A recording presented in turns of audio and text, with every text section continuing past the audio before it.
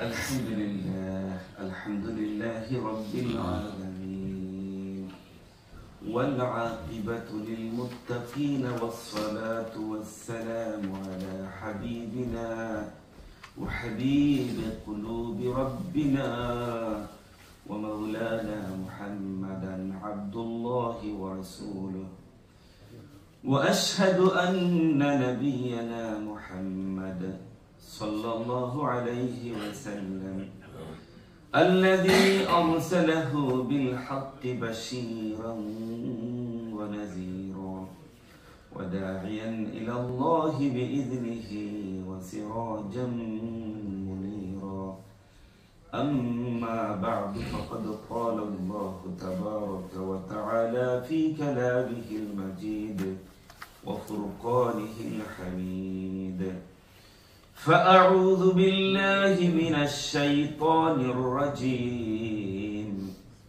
بسم الله الرحمن الرحيم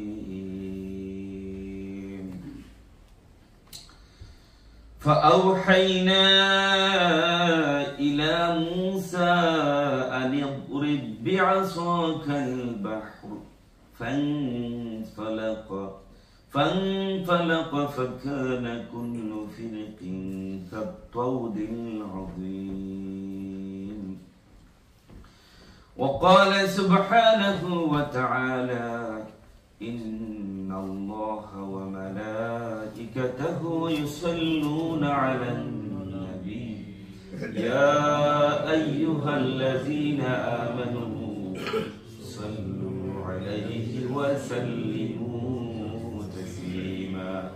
اللهم صل على سيدنا مولانا محمد وعلى آل سيدنا مولانا محمد اللهم صل على سيدنا مولانا سيدنا مولانا محمد فرد من كل حبيب الله فرد من كل حبيب الله شفاعتك لمن نبي حشري اللهم صل على سيدنا مولانا محمد وعلى آل سيدنا مولانا محمد أستغفر الله إن الله غفور رحيم أستغفر الله إن الله غفور رحيم أستغفر الله الذي لا إله إلا هو الحي القيوم وأتوب إليه لا حول ولا قوة إلا بالله العلي العظيم محترم মুসলিম الكرام আমরা এমন একটা মাস যে মাসে কি আমরা অতিবাহিত করছি যে মাসটার ব্যাপারে আল্লাহ বলছেন শাহরুল্লাহিল মুহাররম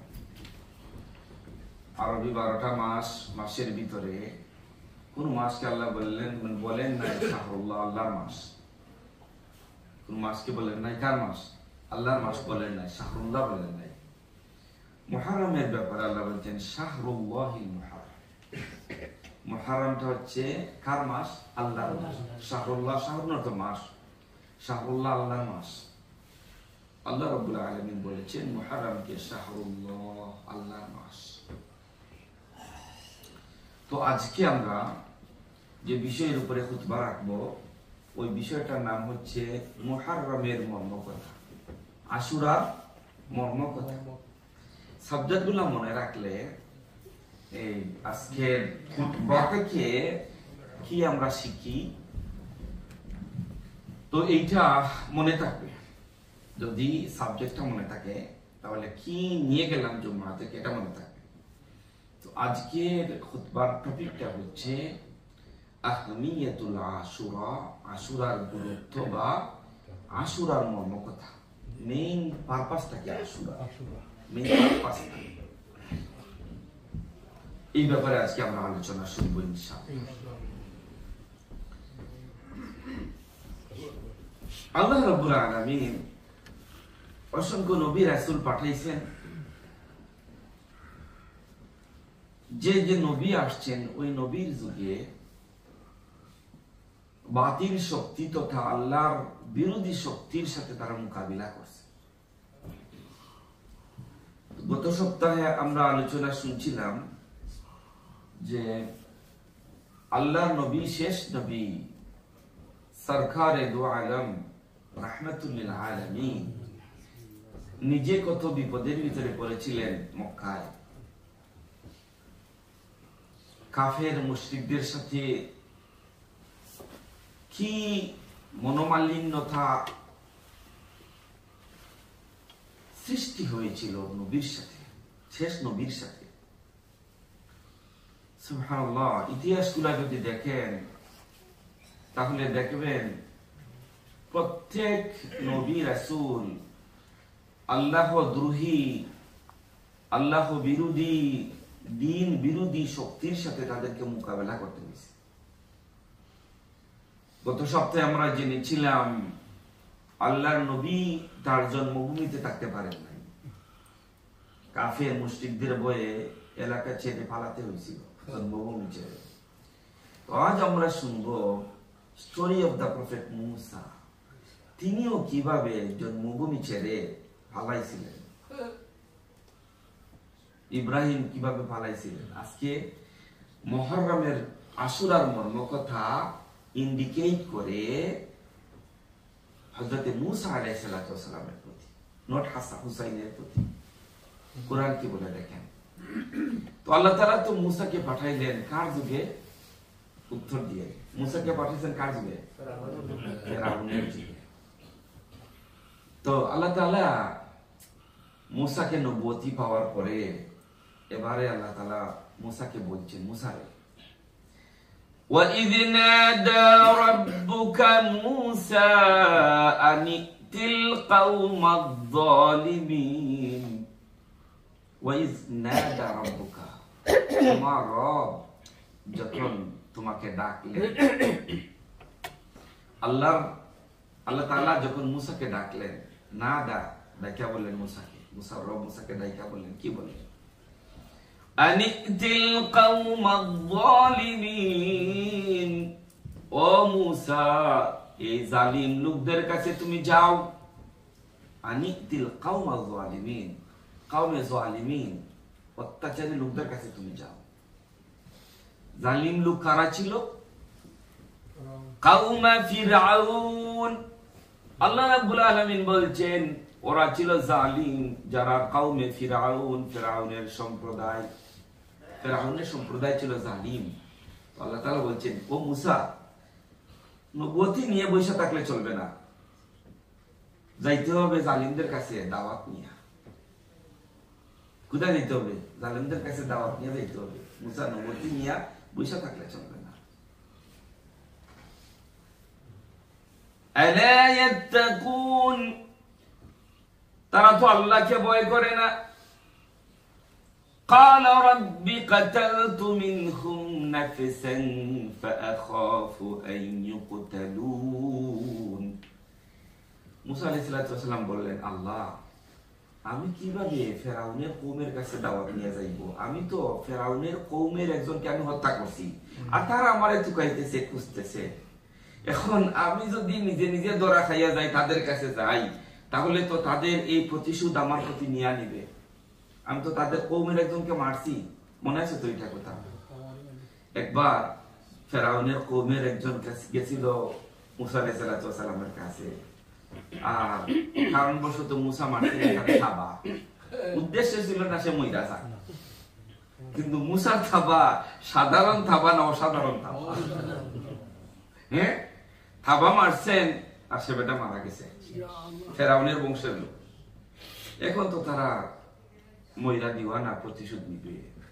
পালাইয়া তো গেছিলেন মাদিয়ানে মুসা ডরে, আবার আইসেন, এবার বলছেন না এবার তুমি তাদের কাছে যাও, যাও আর হবে, দাওয়াত নিয়ে যাও।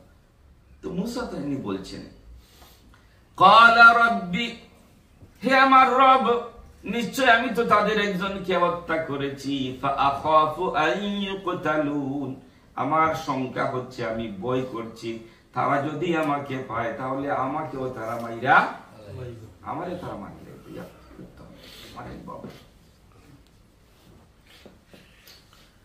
আর বলেন ক্বালা রাব্বি ইন্নী আখাফু আন ইউকাযযিবুন। ক্বালা রাব, তিনি বলেন হে আমার রব, আর আমি শুধু মারার ভয় করতেছি না যে আমারে তারা মারি নেব। আপনি আমাকে নবুয়তি দিয়েছেন, আমি যদি তাদের কাছে গিয়ে বলি যে আমি হচ্ছি আল্লাহর নবী, আমি হচ্ছি আল্লাহর রাসূল, তোমরা আল্লাহর উপরে ঈমান আনো আর আমার উপরে ঈমান আনো, আমি যদি এই কথাটা বলি আল্লাহ, তাহলে আমার মনে হচ্ছে আই ইউকাযযিবুন, তারা আমাকে মিথ্যাবাদী বলবে। কি বলবে? মিথ্যাবাদী বলবে, বলবে তুমি ধোঁকা দিচ্ছ, মিথ্যা কথা, তুমি কিসের নবী? তারা আমাকে মিথ্যাবাদী বলবে। আপনি বলছেন আমি যাওয়ার জন্য, আমার জানেরও আশঙ্কা করছি, আর আমাকে তারা মিথ্যাবাদী বলবে এটারও আমি আশঙ্কা করছি, ভয় করছি।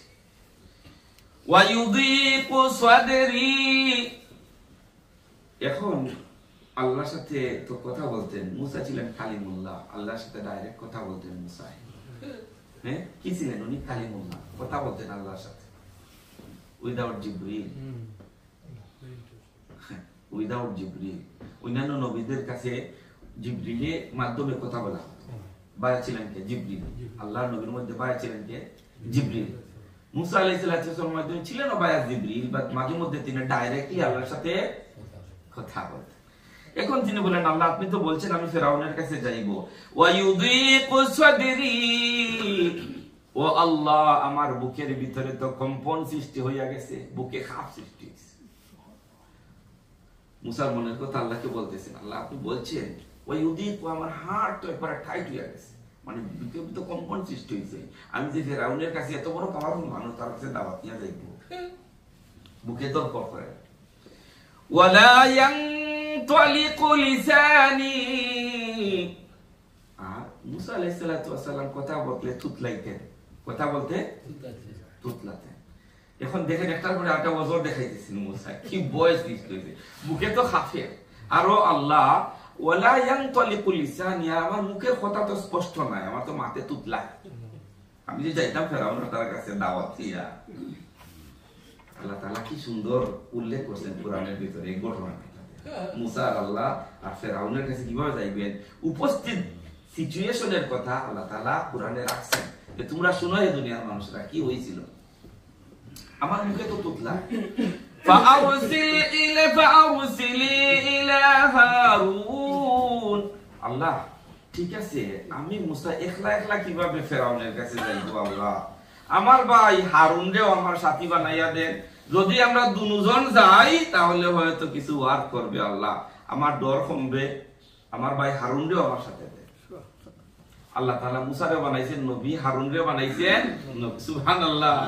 হারুনের আচ্ছা ঠিক আছে তুমি যদি একা যাইতে পারো নেও হারুনরে, নো প্রবলেম, হারুনরেও সাথে নেও।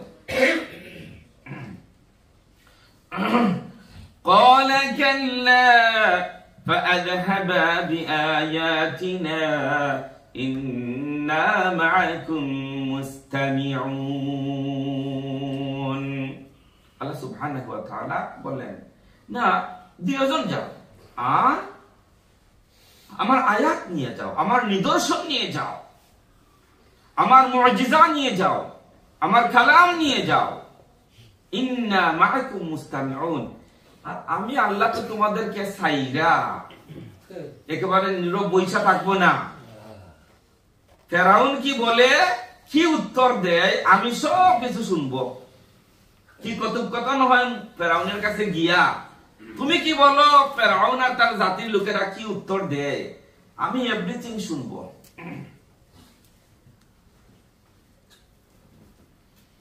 وَأَوْصَى اللَّهُ مُوسَى وَهَارُونَ بِاللِّينِ باللين والرفق مع فرعون فقولا له قولا لينا لعله يتذكر أو يخشى وأوصى الله موسى আর আল্লাহ তাআলা ওসিয়ত করলেন মুসাকে ও হারুন আর হারুন রে আল্লাহ মুসা আর হারুন রে ওসিয়ত করছেন একটা জিনিস হলো অর্ডার আমার আল্লাহ আর একটা হলো আওসাল্লাহ আর একটা হলো ওসিয়ত দেখেন আমাদের মধ্যে অনেকেই একজন আরেকজনের ওসিয়ত করেন না দেশের মরার আগে মানুষ ওসিয়ত করে দেয় তো আল্লাহ বলছেন আওসাল্লাহ আল্লাহ ওসিয়ত করছেন মুসারে আর হারুন রে ও মুসা হারুন তোমরা যেহেতু একজন লোকের কাছে যাইতেছো ফেরাউনের কাছে দ্বীনের দাওয়াত নিয়া তোমরা যখন তার সাথে গিয়া কথা বলবে কাওলাল লায়িনা ও মুসা আর হারুন দুজনে নরম সুরে কথা বলবে ফেরাউনের সাথে আর তার বাহিনীর সাথে সেখানে গিয়ে উঁচু সুরে কথা বলবে না কর্কশ ভাবে কথা বলবে না নরম সুরে লাইন মানে soft you have to use the soft language তাদের সাথে gently softly nicely politely তুমি তাদের সাথে কথা বলবা রে মুসা যদি তুমি তাদের সাথে নরম সুরে সুন্দর করে কথা বলো তাহলে হয়তো সেখানে ওয়ার করবে প্রিয় ভাইয়েরা এখানে লেসন আছে না না আচ্ছা বলেন তো দেখি একজনে কি লেসন আছে বলেন একজন কি লেসন আছে কাওলাল লাইনার ভিতরে কি বলতে পারবে না লেসনটা কি লেসনটা হলো রে মুসা তোমার যে জিহ্বা এই জিহ্বা দিয়ে মানুষকে হাসাতে পারো এই জিহ্বা দিয়ে তুমি মানুষকে খাদাতে পারো হে মুসা এই জিহ্বা দিয়ে তুমি মানুষকে বন্ধু বানাতে পারো হে মুসা তোমার জিহ্বা দিয়ে মানুষকে শত্রু বানাতে পারো দেখেন জিহ্বার ভিতরে ভাই কি কোনো হাড্ডি আছে উত্তর দেন না কেন মনে আছে আপনার হ্যাঁ জিহ্বার ভিতরে কোনো হাড্ডি আছে নি হ্যাঁ জিহ্বার ভিতরে কোনো হাড্ডি নাই ঠোঁটের ভিতরে কোনো হাড্ডি আছে নি ভাই তাহলে মানুষ কথা বলতে কোন দুই জিনিস ইউজ করে জিহ্বা ঠোঁট তাহলে জিহ্বার ভিতরে শক্ত হাড্ডি নাই ঠোঁটের ভিতরে শক্ত কোনো হাড্ডি নাই কাজে আপনার কথাও শক্ত হইবে না নরম হইবে জিহ্বাটাও নরম ঠোঁটটাও নরম তোমার কথা শক্ত হবে না নরম হইবে এখন উত্তর দিন তো সত্য কথা আমরা কি নরম সুরে কথা বলি না শক্ত সুরে কথা বলি হ্যাঁ আমরা কথা যখন বলি ভাই কথা বারুদ ছুটে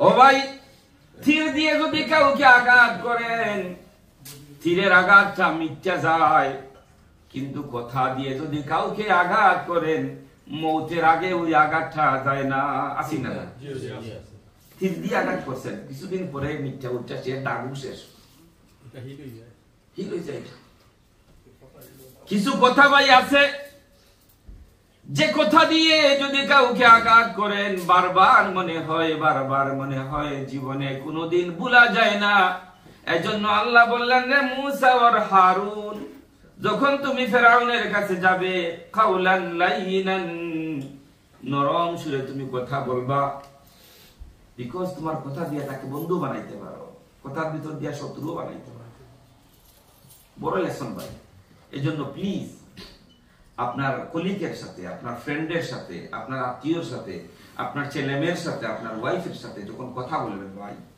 এক কথা খেয়াল রাখছেন যেন আমার কথায় সে আঘাত না পায় আমার কথায় যেন সে আঘাত না পায় খেয়াল রাখতে পারবো কিনা ভাই ইনশাআল্লাহ বলেন আল্লাহ যেন তৌফিক দেয়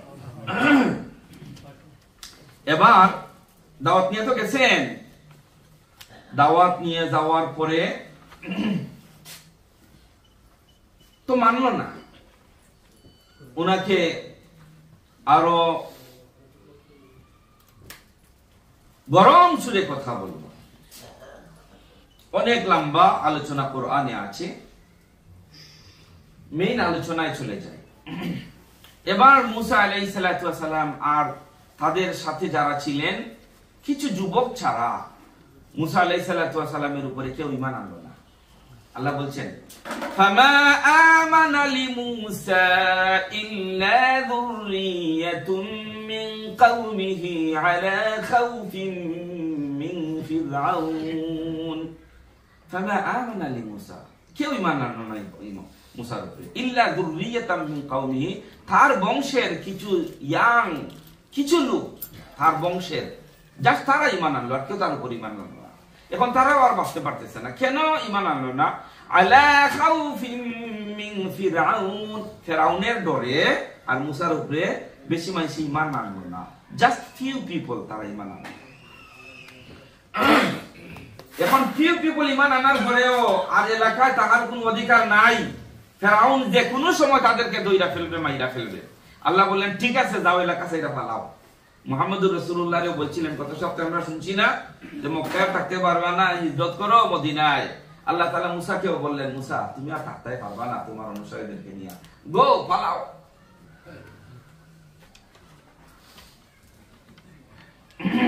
মুসা তার উম্মতদেরকে নিয়ে দৌড়াইতেছেন রেড সির দিকে।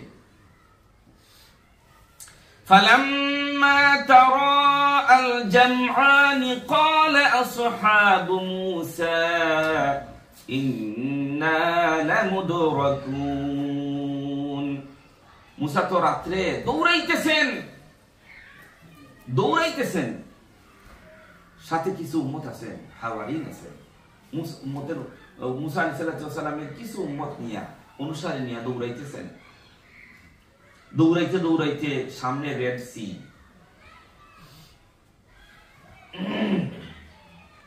মুসা তার উম্মতেরা যখন দেখলেন দৌড়তে সামনে তো বড় সমুদ্র, নো ওয়ে টু পাস, কোনো নৌকা নাই, কোনো জাহাজ নাই, যাওয়ার কোনো সুরত নাই এই সমুদ্র পাড়ি দেওয়ার, সামনে একেবারে বিচ। মুসার অনুসারীরা পিছনের দিকে তাকিয়ে বললেন ইন্না লামুদরাকুন, ও মুসা আমরা তো ধরা খেয়ে গেলাম।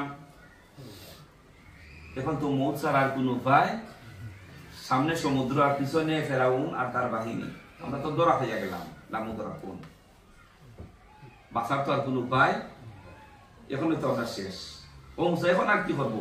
কত সময় তো দৌড়াইলাম তোমার কথা, এখন আর করবোটা কি? فأوحينا إلى موسى أن اضرب بعصاك البحر فانفلق فكان كل فرق كالطود العظيم। এর আগের আয়াতে বলছেন আল্লাহ তাআলা তোমরা ডরাও কেন, ভয় পাইও না, কখন আমরা ডরা খাবো না, কে আমাদের সাথে আছেন? আল্লাহ রাব্বুল আলামিন মুসাকে একটা লাঠি দিয়েছিলেন, আল্লাহ ওহী দিলেন। ফাউহাইনা, আল্লাহ বলেন আমার মুসা তার সাথীরা যখন বিপদের ভিতরে পড়লো, আমি আল্লাহ রাব্বুল আলামিন ওহী দিয়ে বললাম রে মুসা তোমাকে আমি যে একটা লাঠি দিয়েছিলাম, এই লাঠি দিয়ে বিশাল সমুদ্রের মধ্যে তুমি আঘাত করো। فانفلق فكان كل فرق كالطود العظيم। বড় খামাইয়ারা লাঠি, লাঠিটা বড় খামাইয়ারা লাঠি। আল্লাহ এবার আল্লাহর কথা অনুযায়ী সাথে সাথে মারলেন সমুদ্রের ভিতরে, আঘাত করার সাথে সাথে আল্লাহ রাব্বুল আলামিন বলছেন সমুদ্রটা দ্বিখণ্ডিত হয়ে পানিটা পাহাড়ের মতন, দুই পাশের পাহাড়ের মতন উঁচা হয়ে গেছে, পানি উঁচা হয়ে গেছে দুই দিকে, আর বিশাল বিশাল রাস্তা হয়ে গেছে। وأزلفنا ثم الآخرين وأنجينا موسى ومن معه أجمعين ثم أغرقنا الآخرين إن في ذلك لآية وما كان أكثرهم مؤمنين। আল্লাহ বর্ণনা দিচ্ছেন যখন দুনো দিকে পানিগুলা সরে গিয়া বিশাল রাস্তা হইল, আর মুসা আর তার উম্মতেরা ওই রাস্তা দিয়ে মহাসমুদ্রটা অতিক্রম কইরা ফেললেন। সুবহানাল্লাহ, অতিক্রম কইরা ফেললেন। আর আল্লাহ বলছেন, আর ফেরাউন তার বাহিনী মুসা তার উম্মতদেরকে অনুসরণ কইরা ওইদিকে ছুটছে তাদের পিছনে পিছনে। মুসা আলাইহিস সালাম আর তার বাহিনী যখন পাড়ি দিলেন মহাসমুদ্র, আল্লাহ রাব্বুল আলামিন বলছেন, সুম্মা আগরাকনাল আফারিন, আমি আল্লাহ রাব্বুল আলামিন এবার ফেরাউন আর তার জালিম বাহিনীদেরকে আমি আল্লাহ তাআলা ধরলাম। ধরাটা খুব নরম ধরা না শক্ত ধরা? হাতরা ইতরাইয়া বাচ্চিলা তো দেখ না, হ্যাঁ এমন ধরা, ইন্না বাদশা রাব্বিকা, ধরছেন আর যাইতায় হাতরা যা, হ্যাঁ বাঁচার কোনো সুযোগ নাই।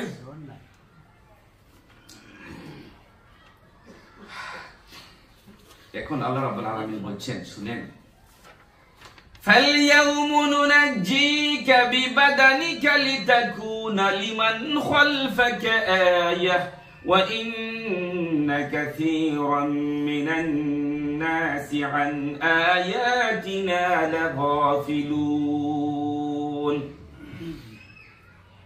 সমুদ্রে হাবুডুবু খেয়ে মাসের পর মাস, বছরের পর বছর যাওয়ার পরে, ও ফেরাউন, তোমার লাশটা কি আমি আল্লাহ তাআলা পৌঁছাইয়া দিব? উত্তর দেন না কেন? ফালইয়াউমা, আল্লাহ বলছেন, নুনাজ্জিকা বিবাদানিকা, বদন মানে হচ্ছে শরীর। আল্লাহ বলছেন, ফেরাউন রে, তোমার শরীরটাকে আমি অক্ষত করে কিয়ামত পর্যন্ত রেখে দেব। এজন্যই আমি তোমার শরীরটাকে রেখে দিব, লিতাকুনা লিমান খালফাকা আয়াহ, তোমার পিছনে, তুমি তো শেষ ফেরাউন না, তোমার পরে আরো ছোট বড় মাঝারি ধরনের অনেক ফেরাউনি পৃথিবীতে আসবে। তারা যাতে এখান থেকে শিক্ষা নিতে পারে, লেসন নিতে পারে, আমি আল্লাহ রাব্বুল আলামিন এজন্য তোমার বডিটাকে আমি অক্ষত রেখে দিব। আল্লাহ রাখছেন না? না, হাজার হাজার বছর আগের ফেরাউনের বডি এখন আছেন না? আমার বড় মনে ইচ্ছা গিয়ে দেখতে যাইব, তাইতে পারতেছি না। ইনশাআল্লাহ একবার তার বডিতে গিয়ে থুতুরি দিয়ে আসার দরকার আছে না? আল্লাহ রাখছেন তার বডিটা। কিন্তু দুঃখ হলেও সত্য, এই জামানার ছোট ছোট মাঝারি ধরনের ফেরাউনরা যে ফেরাউনকে অনুসরণ করে আজকে সাম্রাজ্য রাজ্য চালাচ্ছে, ওরা লেসন নিচ্ছে না, লেসন নিচ্ছে না। আল্লাহ তাআলা নিজে বলছেন, আন আয়াতিনা লাগাফিলুন, আমার আয়াতের ব্যাপারে তারা গাফিল। এখন শুনেন আল্লাহ রাসূল কি বলছেন। আল্লাহ রাসূল সাল্লাল্লাহু আলাইহি ওয়াসাল্লাম বলছেন, ففي الصحيحين من حديث عبد الله بن عباس رضي الله عنهما قدم النبي صلى الله عليه وسلم المدينة فرأى اليهود تصوم عاشوراء।